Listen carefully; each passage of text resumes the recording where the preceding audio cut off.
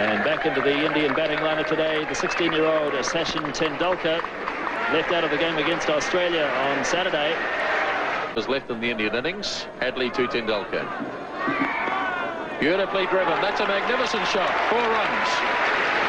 At just 16 years of age, it was evident that Tendulkar had the makings of a special player.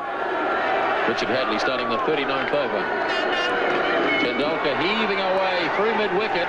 Great batsers chasing, but it's well struck. 4 runs. Sachin was known as a fine player from the time he was about 14. I think he played first-class cricket at about 15.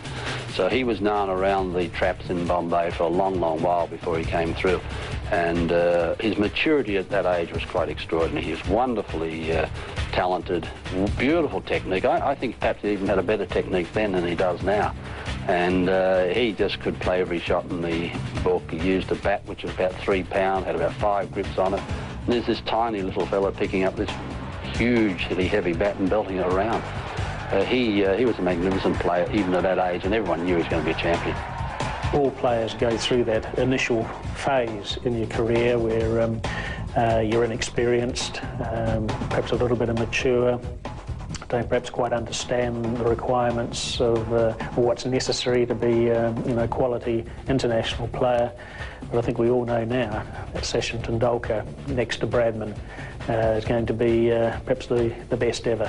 And he'll break all batting records as far as runs scored in Test cricket, runs scored in one-day cricket, Test hundreds, one-day hundreds, Test 50s, one-day 50s. So he'll break all those batting records, and a real joy to watch. Sheer skill, can play all around the wicket, play all sorts of innings, open the innings, bat in the top 3, 4. So a little genius. You don't use that word very often.